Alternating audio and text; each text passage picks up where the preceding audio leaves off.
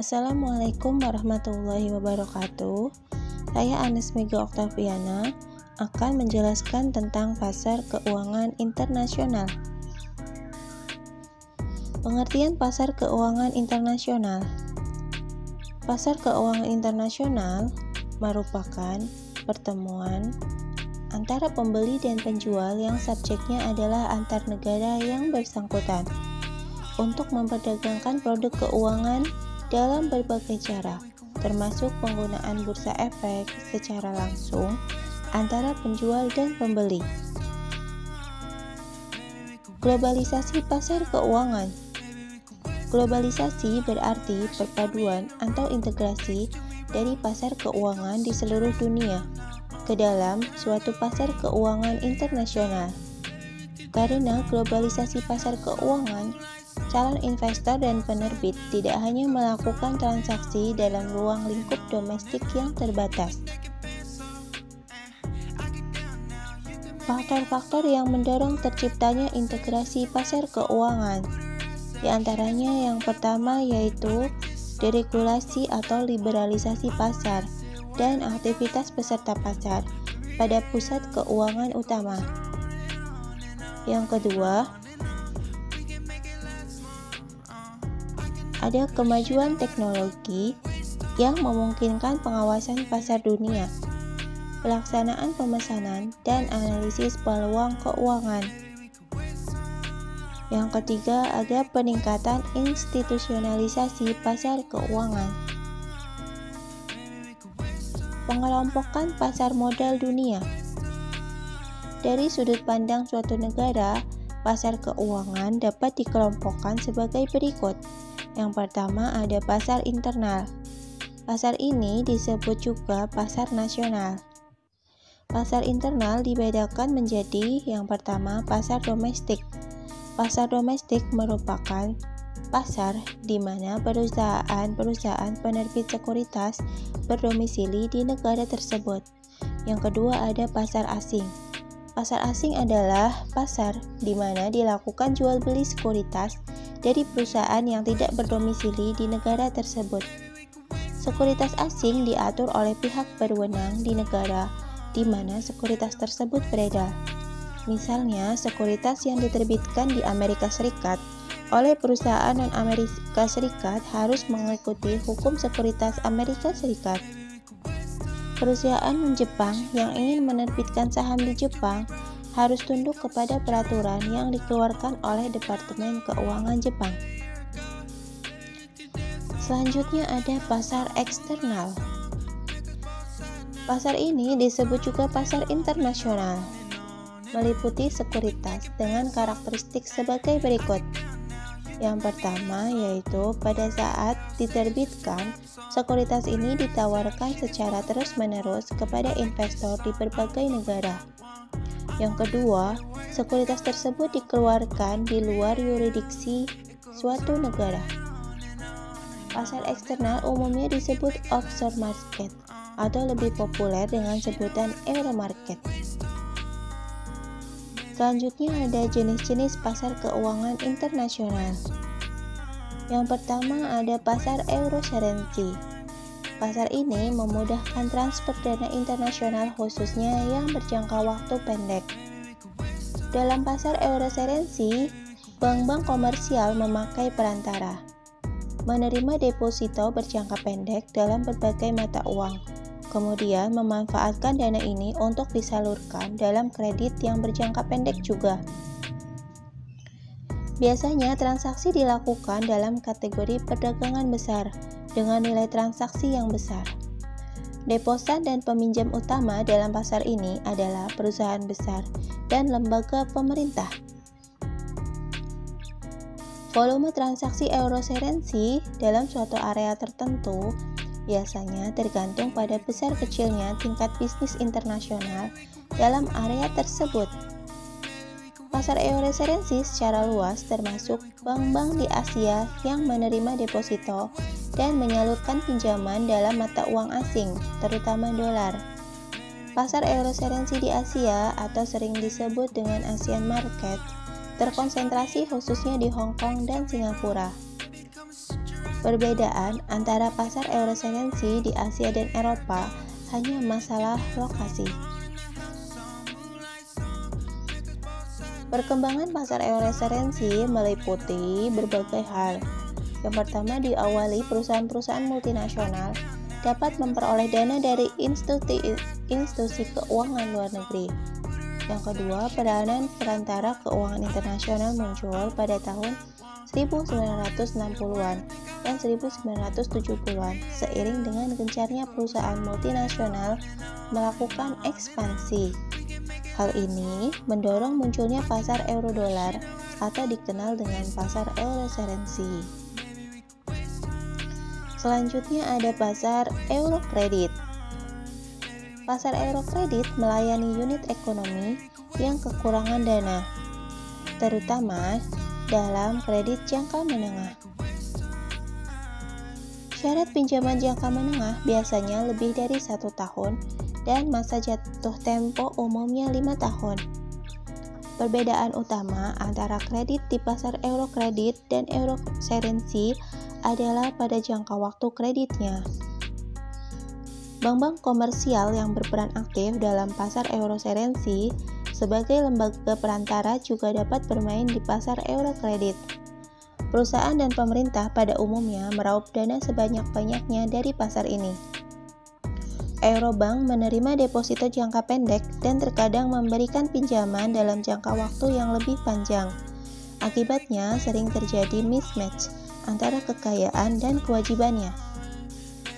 Hal ini dapat memperburuk kinerja bank tersebut dalam periode suku bunga yang meningkat, karena mereka mungkin telah menerima meminjam eurokredit, padahal suku bunga deposito yang harus dibayar cenderung meningkat. Untuk menghindari hal ini, banyak eurobank sekarang menggunakan suku bunga mengambang bila meminjam eurokredit. Suku bunga mengambang ini sejalan dengan pergerakan suku bunga di beberapa pasar uang, seperti LIBOR atau London Interbank Offered, yaitu suku bunga yang umumnya dikenakan bagi keamanan antar bank di Eropa. Contohnya yaitu suatu pinjaman eurokredit bisa saja memiliki suku bunga yang disesuaikan setiap 6 bulan sekali dan dipatok pada harga LIBOR ditambah 1%. 1% dalam contoh ini merupakan premi yang harus dibayar di atas LIBOR dan besar kecilnya tergantung dari resiko kredit si peminjam. Yang ketiga yaitu ada pasar Eurobond. Pasar ini memudahkan transfer dana jangka panjang dari pihak yang kelebihan dana kepada yang kekurangan dana. Dengan kata lain, pasar Eurobond mengisi kekosongan penyediaan dana jangka panjang yang tidak dapat diberikan oleh pasar euroserensi dan eurokredit. Beberapa bank komersial berpartisipasi dalam pasar ini dengan membeli eurobond atau obligasi sebagai investasi. Tugas utama bank ini adalah melayani perusahaan besar dan pemerintah dalam memasarkan obligasi. Biasanya, bank-bank ini menempatkan eurobond bersama lembaga investor seperti perusahaan asuransi, dana pensiun, dan bond mutual fund.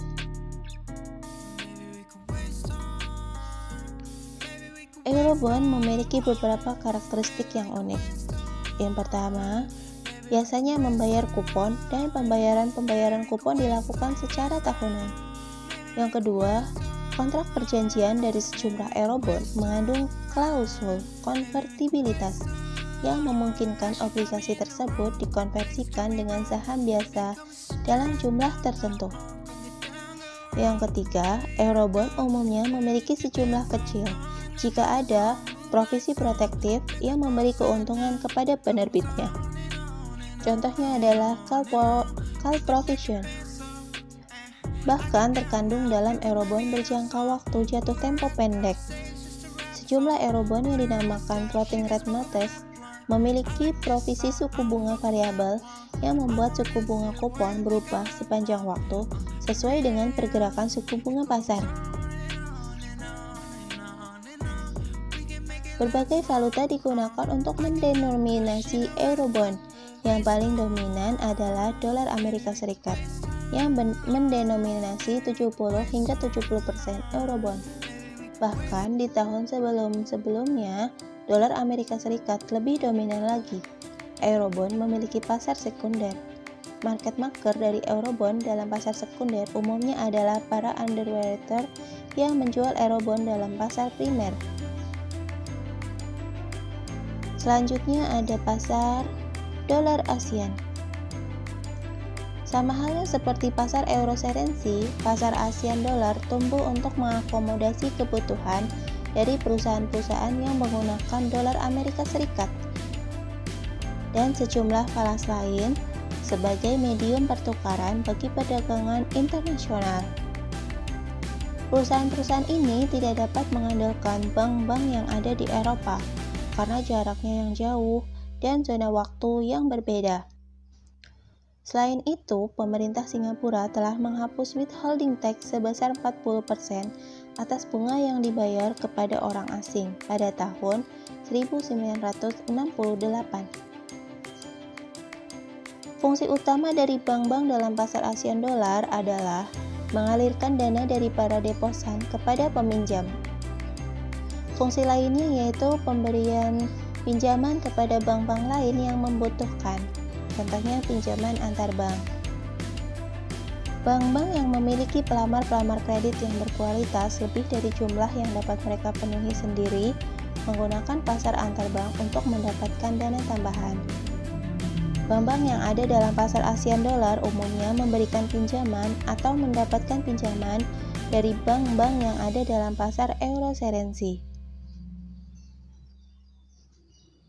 Manfaat dan kerugian potensial bagi suatu negara yang membolehkan kehadiran pasar euro currency diantaranya adalah meningkatnya pengangguran dan pendapatan pajak.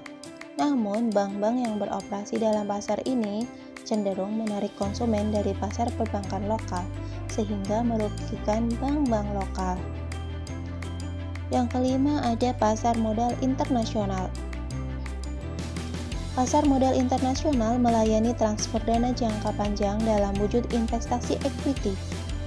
Pertumbuhan yang mengesankan dalam transaksi saham internasional. Sebagian besar diakibatkan oleh adanya international mutual fund. Karena yang terakhir ini, selain memiliki lebih banyak informasi mengenai perusahaan-perusahaan asing, juga mempunyai akses yang lebih mudah ke pasar internasional dibandingkan investor individu. Dengan demikian, mereka dapat mengumpulkan dana dari investor individu untuk menciptakan suatu portofolio saham internasional. Selanjutnya ada pasar currency swap, future, option, dan forward. Transfer dana internasional dalam pasar keuangan internasional seringkali menempatkan para pelaku ekonomi dalam kondisi mudah menderita resiko falas, resiko suku bunga, ataupun resiko lainnya. Resiko ini dalam praktik dapat diminimalisasi melalui pasar currency swap, future, option, dan forward. Para pelaku ekonomi menggunakan pasar-pasar ini untuk melakukan spekulasi dan berjaga-jaga. Bank-bank komersial dan perusahaan sekuritas merupakan perantara utama dalam pasar swap.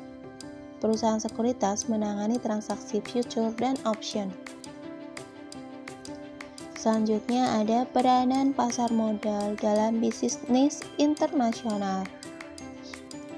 Pasar modal merupakan sarana pendanaan bagi perusahaan maupun institusi lain, misalnya pemerintah, dan sebagai sarana bagi kegiatan berinvestasi.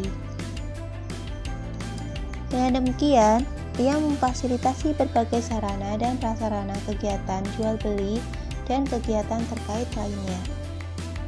Pasar modal memiliki peran penting bagi perekonomian suatu negara karena menjalankan dua fungsi.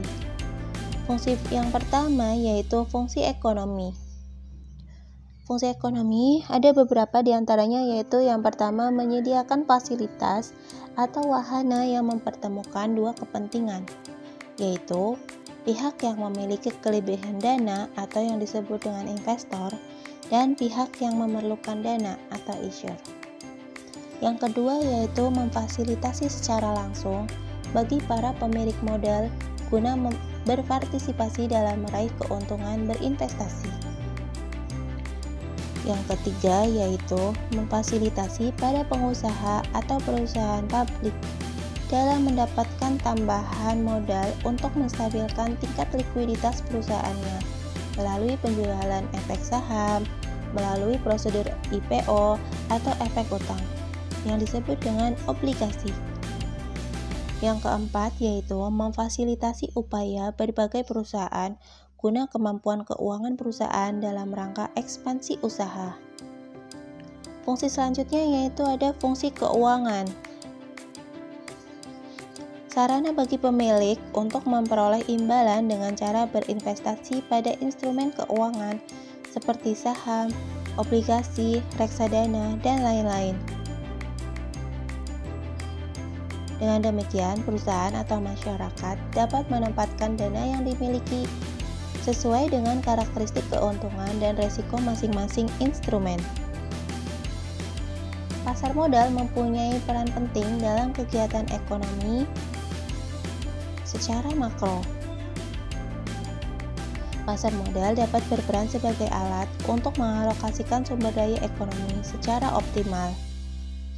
Perusahaan yang memerlukan dana memandang pasar modal sebagai suatu alat untuk memperoleh dana yang lebih menguntungkan jika dibandingkan dengan modal yang diperoleh dari sektor perbankan.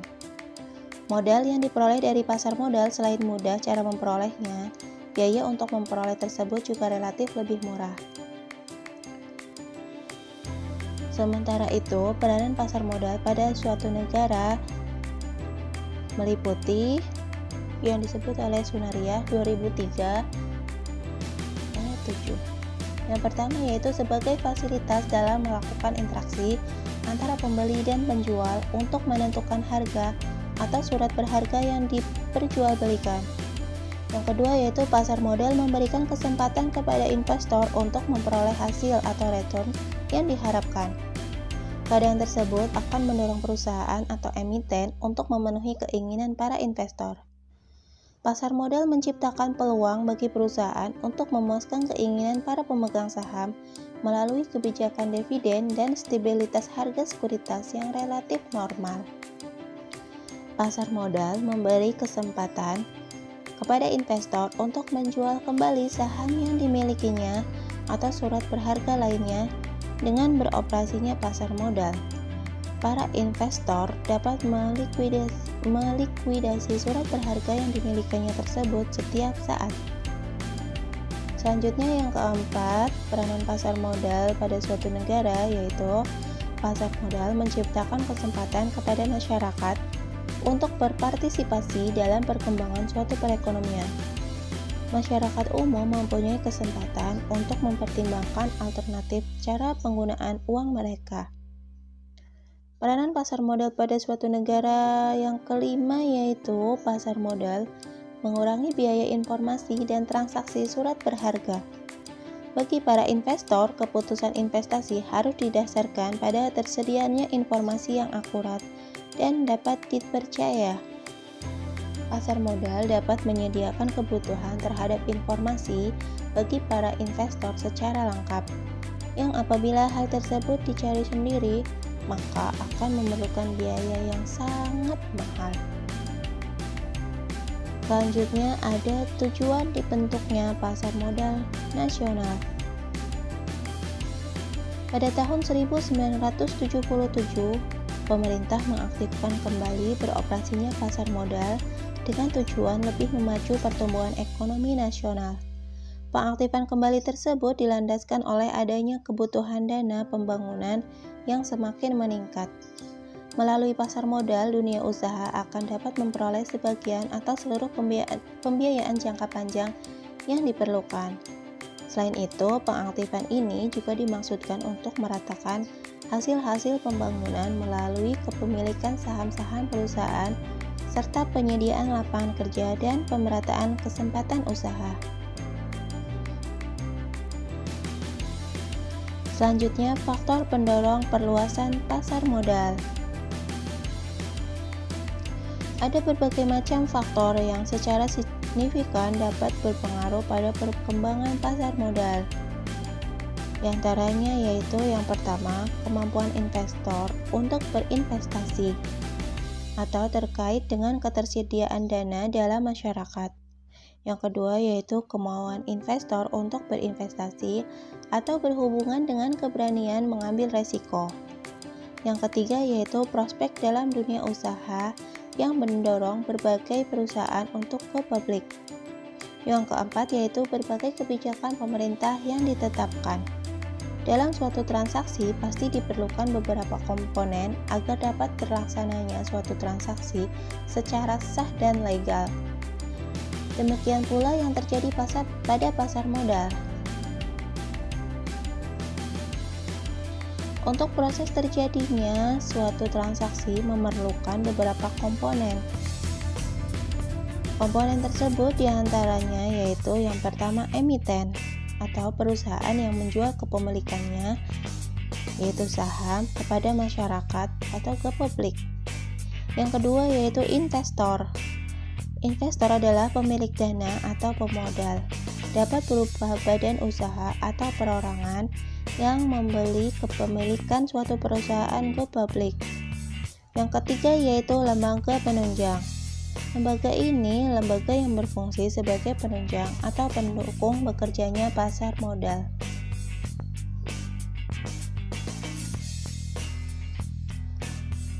Lembaga-lembaga penunjang adalah yang pertama ada penjamin, emisi atau underwriter.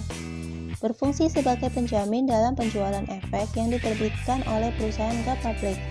Terdapat 4 bentuk penjaminan yaitu full claim commitment, best effort commitment, standby commitment, dan all or none commitment. Yang kedua ada penanggung jawab. Berfungsi sebagai lembaga penengah antara emiten dan investor. Yang ketiga ada wali amanat. Berfungsi sebagai wali dari emiten yang menerbitkan efek dalam bentuk obligasi. Tugasnya yaitu meliputi menilai kekayaan emiten yang akan dijadikan jaminan, melakukan pengawasan terhadap kekayaan emiten, mengikuti secara terus-menerus perkembangan perusahaan emiten, dan jika perlu memberi nasihat kepada emiten. Tugas selanjutnya yaitu melakukan pemantauan dan pengawasan terhadap pembayaran bunga dan pinjaman pokok obligasi atau sebagai agen utama pembayaran. Hal berikutnya yaitu komponen pasar modal internasional. Yang pertama yaitu ada pasar obligasi. Obligasi adalah surat berharga atau sertifikat yang berisi kontrak antara pemberi pinjaman dengan penerima pinjaman. Berbagai macam jenis-jenis obligasi. Yang pertama, obligasi dijamin dan obligasi tidak dijamin. Yang tergolong dijamin yaitu obligasi hipotek. Obligasi yang penerbitannya dijamin dengan suatu jaminan tertentu, misalnya real estate.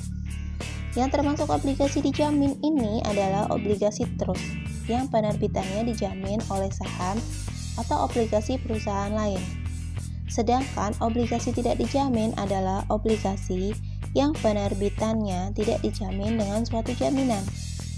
Obligasi ini sangat beresiko sehingga apabila perusahaan menerbitkan obligasi jenis ini akan memberikan tingkat hingga yang tinggi dalam rangka untuk menarik minat calon investor.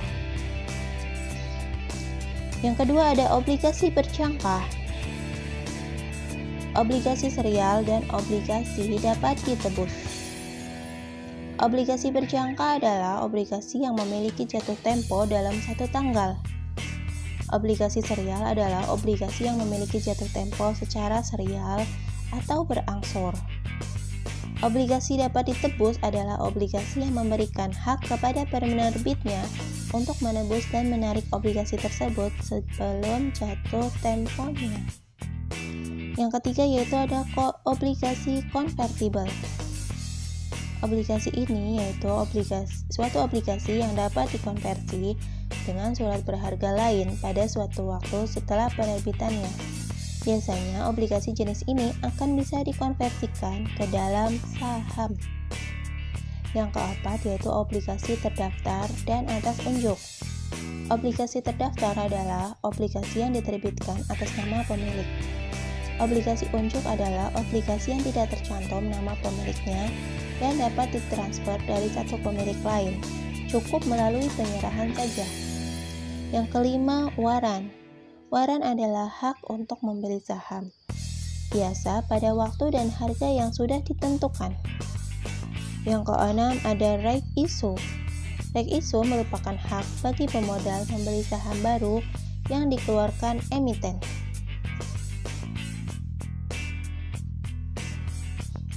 Ada dua jenis pasar obligasi, yaitu yang pertama pasar primer, merupakan tempat diperdagangkannya obligasi saat mulai diterbitkan.